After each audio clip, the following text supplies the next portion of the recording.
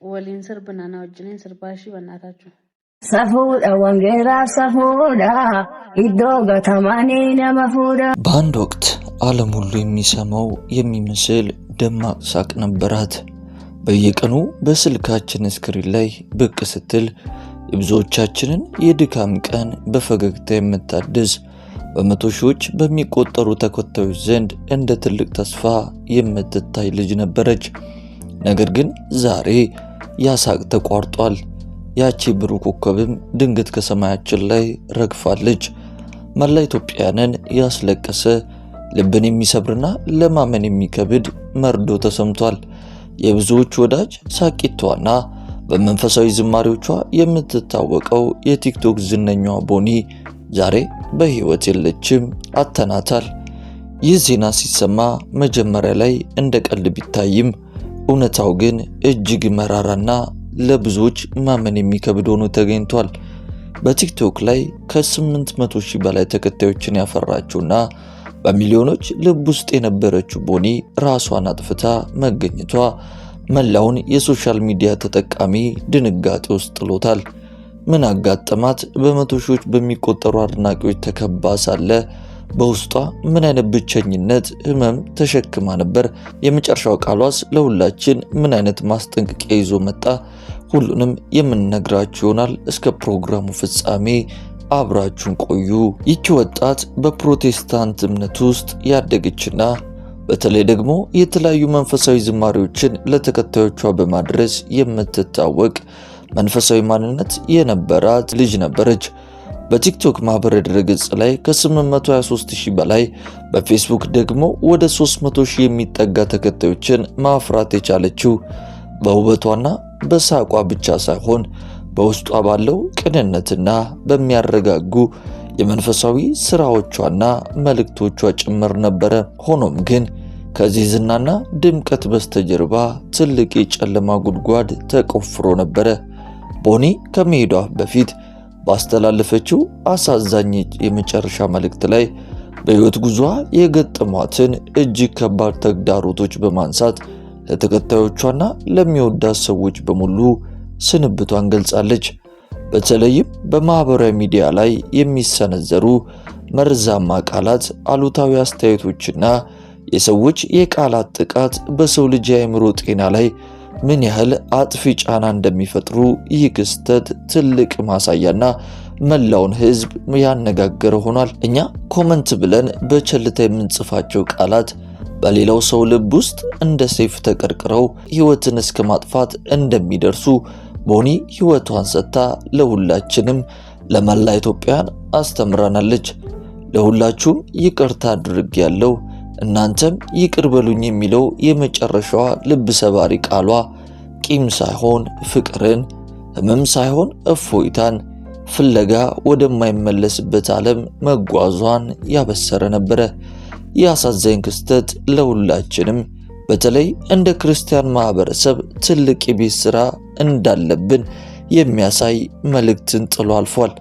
መጽሐፍ ቅዱሳችን በምሳሌ መጽሐፍ ምዕራፍ 18 ቁጥር 21 ላይ ሞትና ሕይወት በምላስ እጅ ናቸው፣ የሚወዷትም ፍሬዋን ይበላሉ ይላል። እኛ በምንናገረው እያንዳንዱ ቃል ሰውን መገንባት ወይም ማፍረስ፣ ተስፋን መስጠት ወይንም ደግሞ ተስፋ ማስቆረጥ እንችላለን። ቦኒ በመንፈሳዊ ማንነቷና በዝማሬዎቿ የታወቀች ብትሆንም እኛ አማኞች ግን በዙሪያችን ያሉ ሰዎች በውስጣቸው የሚሸከሙትን ከባድ የጭንቀት ሸክም ለመረዳትና በፍቅር ለመደገፍ ምን ያህል ዝግጁ ነን የሚለው የብዙ ሰዎች ጥያቄና ይህም የተፈጠረው ክስተት በአእምሮአችን ውስጥ ጠባሳን የሚጥል ሆኗል። የአእምሮ ጤና ችግር ወይም ደግሞ ዲፕሬሽን የእምነት ማነስ ሳይሆን የፍቅርና የድጋፍ ፍለጋ ጩኸት መሆኑን ተረድተን ወንድሞቻችንንና እህቶቻችንን ከመሰባበራቸው በፊት ልንደርስላቸው ይገባል። የቦኒ ህልፈት በቃላት አጠቃቀማችን ላይ እንድንጠነቀቅ፣ ለሰዎች የምንሰጠው አስተያየት በህይወታቸው ላይ የሚያመጣውን ለውጥ እንድንገነዘብና ከማናቸውም ነገር በላይ አንዳችን ለሌላው ፍቅር እንድንሰጥ የሚያሳስብ መሪር ትምህርት ነው።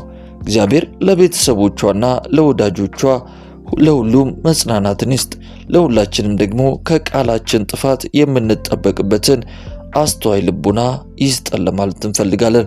ውድ የክርስቲያን አዲስ ዩቲዩብ ቻናል ቤተሰቦቻችን በዛሬው ዕለት እንግዲህ በማህበራዊ ሚዲያ ላይ የተሰማው ዜና እጅግ አስደንጋጭና ልብ ሰባሪ የሆነ በተለይ ደግሞ ለኛ ለወንጌላውያን መልእክትን ጥሎ የሚያልፍ ክስተት ሆኗል። ከዙሪያችን ያሉ ወንድሞች ፈገግ እያሉ መልካምን ነገር ያደረጉ እየመሰሉን ከጀርባ ግን እየቆሰሉበት ያለውን ጉዳይ ምን ይሆን? ሁላችንም ካለንበት ሁኔታ ወጥተን በዙሪያችን ያሉ ሰዎችን መመልከትና ለወንድሞቻችን ፍቅርን፣ ርህራሄን፣ ቸርነትንና የሚጠቅም ስብዕናን እንዲገነቡ የተቻለንን ማድረግ እንዳለብን የማንቂያ ደወል የሚመስል መልእክትን ለእኛ አስተላለፈ ይመስላል። እስቲ በዚህ ጉዳይ ላይ እናንተ ውድ ቤተሰቦቻችን ምን ትላላችሁ? እኛ እንደ አንድ የክርስቲያን ሚዲያ በእውነት ልባችን እጅጉን መሰበሩን ለመግለጽ እንወዳለን። ለቦኒ፣ ለወላጆቿ፣ ለጓደኞቿ፣ ለቅርብ ዘመዶቿ በሙሉ መጽናናትን እንመኛለን። ውድ የክርስቲያን አዲስ የዩቲዩብ ቻናል ቤተሰቦቻችን የእናንተው መንፈሳዊ ሚዲያ እንግዲህ በመንፈሳዊ ጉዳዮች ላይ እናንተን ይጠቅማሉ፣ ያስተምራሉና ያንጻሉ ብለን የምናስባቸውን ልዩ ልዩ የሆኑ መንፈሳዊ ጉዳዮችን፣ ክስተቶችን እንደዚሁም የተለያዩ መልእክቶችን ወደ እናንተው ውድ ቤተሰቦቻችን የምናደርስበትና የምናቀርብበት የዩቲዩብ ቻናላችን ነው። እናንተም ደግሞ ወዳችሁና ፈቅዳችሁ የዩቲዩብ ቻናላችን ሰብስክራይብ እንድናገኝ ከጎናችን በመሆን እያገዛችሁንና ወንጌልን አብረን በብዙ እየሰራን ስለሆነ ምስጋናችንን ከልብ እያቀረብን ለዚህ ቻናል ደግሞ አዲስ የሆናችሁና ይህንን መልእክት የምትከታተሉ ሁሉ የምንለቃቸው የተለያዩ መንፈሳዊ ፕሮግራሞቻችን በፍጥነት ወደ እናንተ እንዲደርሷችሁ ቻናላችንን ሰብስክራይብ በማድረግ የደውል ምልክቷን መጫናችሁን እንዳትረሱ ለማለት እንወዳለን። የላይክ ምልክቷን በመጫን ደግሞ የምንለቃቸው ልዩ ልዩ ቪዲዮዎች በፍጥነት ሌሎች ሰዎች ጋር እንዲደርሱልን ልታደርጉ ትችላላችሁ።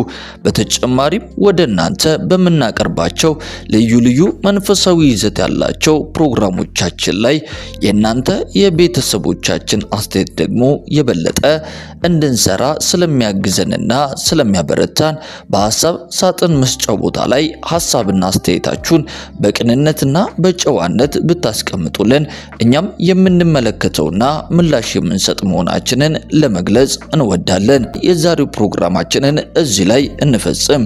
ሰላም፣ ጤና፣ ፍቅር በያላችሁበት ስፍራ ሁሉ እየተመኘንላችሁ ጌታ ኢየሱስ ክርስቶስ ዘመናችሁና ሕይወታችሁን ይባርክ እንላለን።